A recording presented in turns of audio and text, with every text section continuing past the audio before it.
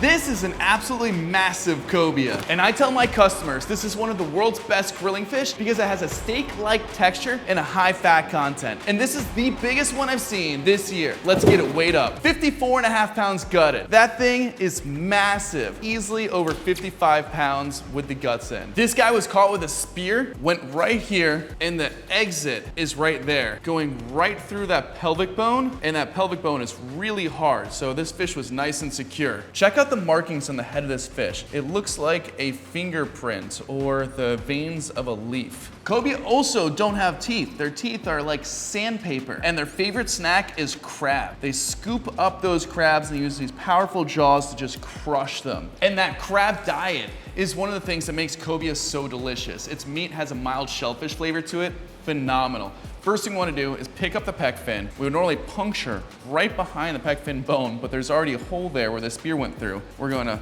push forward just like that, separating the collar from the fillet. Then we're going to flip our knife around and come back here. You can feel on these cobias, their heads are like steel, and they don't have a lot of meat behind the head. It cuts right there. Then we're gonna turn the fish a little bit to give ourselves a good angle, because this first cut, we wanna do a pushing motion. We're gonna get just the tip of our knife in that opening, and we're gonna push. These cobia's skin is like armor. It's super thick and tough. Now that you did that, you got a nice opening to see exactly where you're putting your knife. That way you can make sure your knife is right on top of the backbone of the fish. That way you can do long, confident motions just like that. Then we're gonna flip our knife around, do the same thing towards the tail. We're gonna use just this part of our knife right here, and I'm gonna use my fingers to gently push up on the meat. I don't like pulling back like this with one finger because it'll leave an indentation in the meat, so I try to use more fingers, more surface area. Now I'm gonna use just the front end of the knife to now glide to the top of that spine. This is often where I separate the connection the pin bones make to the ribs and slide over the ribs. But with cobia, I like to leave the ribs connected and cut them off later, and I'll show you why. Cobia rib bones are actually really easy to cut right through just like that. You can see the spine is really tall, so you want to angle your knife down and then ride that backbone down. That way you don't lose any of that absolutely phenomenal cobia meat. And there we go. There's our gorgeous cobia side. You can see all the fat in that meat. There is a little bit of damage in the belly here, which is super unfortunate, because if that was from a spear or a gaff, we're not gonna be able to use that meat. And that meat that's in the belly of these cobias is out of this world good. We're gonna cut this up in a super unique way. A lot of folks like to rip the head off their cobia before they fillet the second side, but you don't really need to do that. This is an easy way to do it instead.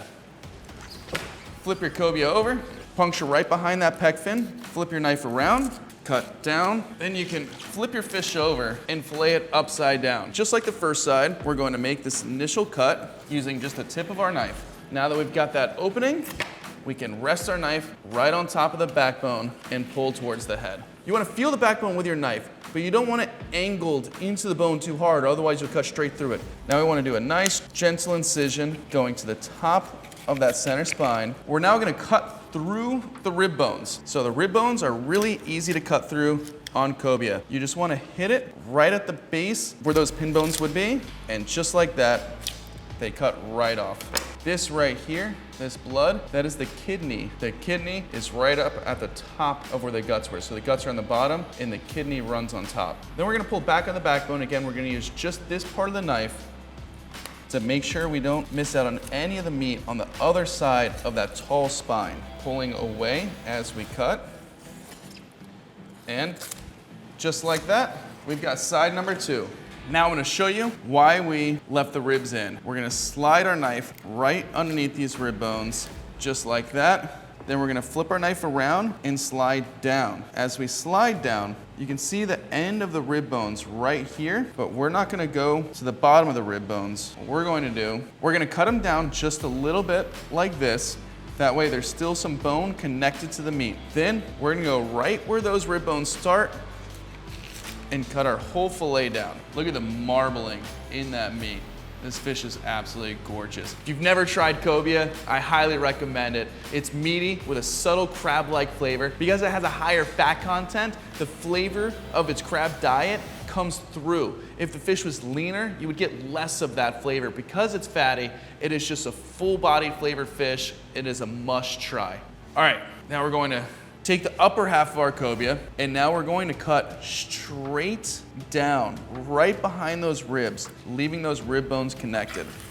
Then we're gonna cut away the meat between each of these bones. Follow that bone down, go to the next bone, follow that one down, and then pull that meat away just like that. Go right behind that bone, slide down, don't go too far. You wanna leave it connected to the belly. If you've ever had a Frenched rack of lamb or pork, that's what we're doing right here, is we're Frenching our cobia.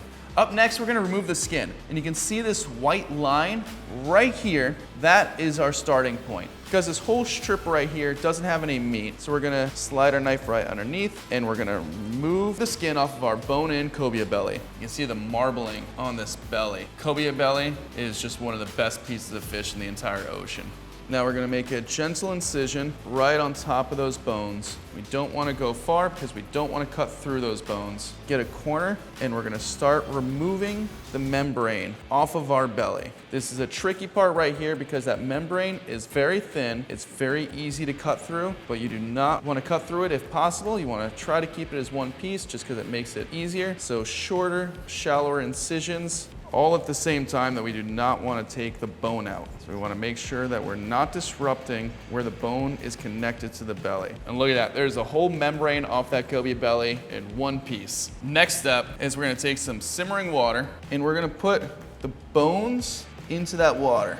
What we're doing is we're letting that water cook the sinew, the meat that's on those bones. That way we can pull the membrane, the sinew, and the extra meat off those bones, make them look nice and clean, making a beautiful display. We want to take off the cartilage at the top of the bone, but we don't want to lose the bone's height. So we're just gonna go right next to it. And there you go. There's your Frenched cobia belly. The collars on cobia are absolutely phenomenal. Tons of meat in there. This has some damage from the spear, so instead of pulling off the whole collar, I'm gonna just pull off the boneless, skinless portions. You wanna puncture your knife right underneath that pelvic fin bone and push out. You wanna go all the way back, twist your knife around, and start outlining the pec fin bone, just like that. And you can see some of that damage. We're gonna try to trim it out. Shave off the membrane. We're gonna have to shave off that spear damage. Then we can remove the skin. Still has some damage there. You don't wanna eat where that spear damage was. After you get trimmed up, that's still a nice 6-ounce portion right there, a boneless, skinless cobia collar, and that is absolutely killer stuff right there. Cobia are not known for their cheek meat, but I can feel where there's good cheek meat in there. As a 55-pound fish, so let's see what we can harvest. Bone right there, and then soft right on top. So you wanna puncture where that soft begins. You wanna go underneath the lip, that way you can pull back on the meat. You want to fully outline it. Cobia cheeks are kind of like the shape of a moon. Nice gentle incision along the skin. It's connected with some membrane, and you want to separate it off that membrane, and then it'll start peeling. There we go. That is actually a massive cheek. Now we've got the rest of this to deal with. Belly's missing, but I don't want to put this in our display case like this because you've got a big pin bone line right here and really just a sliver of meat off the low loin. So what I want to do is I want to cut right behind that pin bone line, and we're going to separate it off right there. Then we're going to go on the other side of the pin bone line,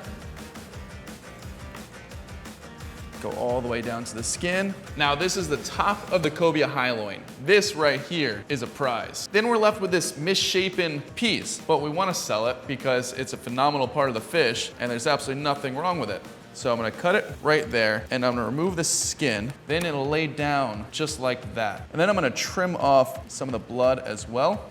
And now when it lays down like that, it looks like a really appetizing portion. I'm gonna do the same thing here. Lay it down, shape it up a little bit. I'm gonna square it off also. This does not go to waste. This goes in our trim bucket, which gets turned into dips and salads. Then we're going to shave off a little bit of that extra bloodline, which isn't actually blood, it's just myoglobin-rich meat. But customers don't like the way it looks, and I don't blame them. And there's piece number 2. Then we take the high loin, and we cut this into medallions. I like to leave the skin on, and look at that. These steaks right here are absolutely phenomenal. One of the reasons why I compare this fish to a steak is because it's very dense. It has a meaty-like texture that is absolutely phenomenal. It's a dense texture, but it's really well marbled. So when you're cooking it, it's firm, but it's so well marbled, it's soft at the same time. It's like eating a fatty steak, absolutely delicious. And when you go to the rest of your cobia, that skin is so thick. Look at the thickness of that skin, those compact scales. So these are our steaks, and this is our roast. This, you would do meat side first on a screaming hot grill. Get your nice char lines on it. Once you have those nice char lines, flip it over the skin side and let it cook all the way through in the skin. That skin is gonna protect the meat as you have that long cook time and hold in all the moisture. When it's fully cooked, the meat will slide right off the skin, and this will be some of the best fish you've ever had in your entire life. Thanks so much for watching. Have a killer day, y'all.